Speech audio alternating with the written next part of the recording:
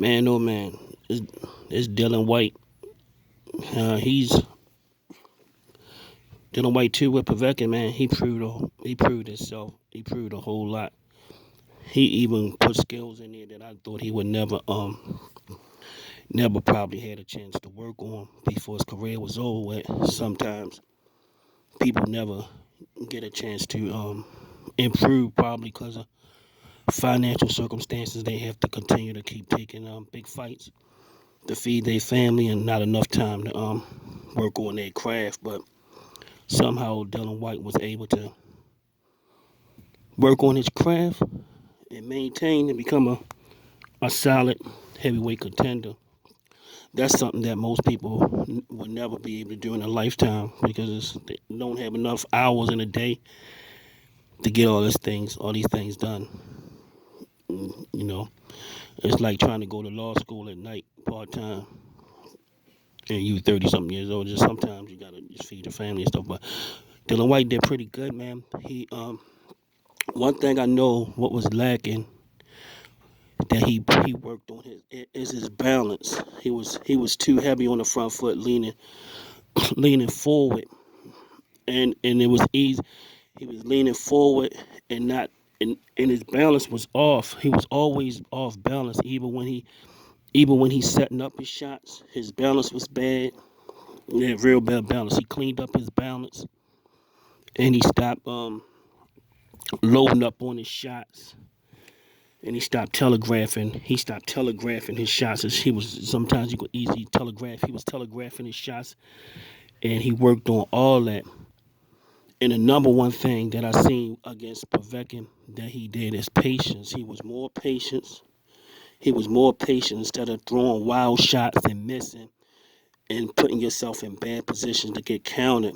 He was more patient, letting his punches go, letting combinations go, and maintaining his balance and being patient on offense and defense transitions. He wasn't getting caught with his chin up and everything like that. So Dylan White he looking like a valuable contender for the world title. More than likely, he will become world champion before he's out if he get the opportunity. I believe Dylan White would be just as good as a contender for Tyson Fury than Deontay Wilder because of his balance, his combinations. His combinations, but only person that's look a little better than him is probably Anthony Joshua. Probably a little bit more polished of a boxer. But as far as power and combinations and letting his hands go and being a little bit more awkward, and and he got a little better out inside game than he got a little more inside game that he can take the Fury. Is White. What is White look more polished on the inside. He look polished on the inside. He throws sharp punches on the inside that can give Fury a lot. Give Fury a lot of give him a hard way to go. I don't see Fury even fighting a person like Dylan White. He's a wild card. He's kind of dangerous. He got power in both hands. He let his hands go. Now he got his balance on, and he's not telegraphing his shots. He's what's saying like, but he was fighting a good fight against Povetkin in the first fight. He just was making those little mistakes and getting caught. He should have never got caught with that. He should have never got caught with that uppercut. He should have never got caught with that uppercut because he was setting him up for it the whole night.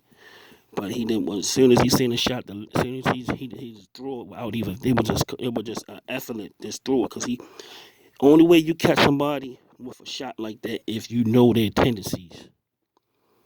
If you know their tendencies and you know what they do, that's the Povetkin was either his trainers saw the mistake that Dylan made, or he saw it himself and he knew that that was a weakness of him. But Dylan cleaned a lot of that stuff up. He cleaned a lot of that stuff up. I believe Joshua or Dylan were gonna be a good fight for him. It's like 50. It's like almost like a 50-50. It's almost like 50-50 with those two. I don't see Tyson Fury going to get into a tangle with a tangle with White because he seemed like he's more meaner, and it seemed like he just would let his hands go more, and he wouldn't bullshit around with Tyson Fury. It seemed like he would just go in there for the kill, and Tyson Fury don't like to go fight those type of people, especially that fight with two hands. He's a two-handed fighter with a good jab. Dillian White got an underrated jab that is a long jab, and he's an educated jab. He does a whole lot with it. He does a whole lot with his lead hand. He does a whole lot with his lead hand, and he a two-fisted puncher. So I'm glad he caught up the speed to where he need to be at. So now we got another contender at heavyweight. Heavyweight is the only division that's not really playing around. These guys come to fight. Support the channel, y'all. Y'all know how we do it. Peace.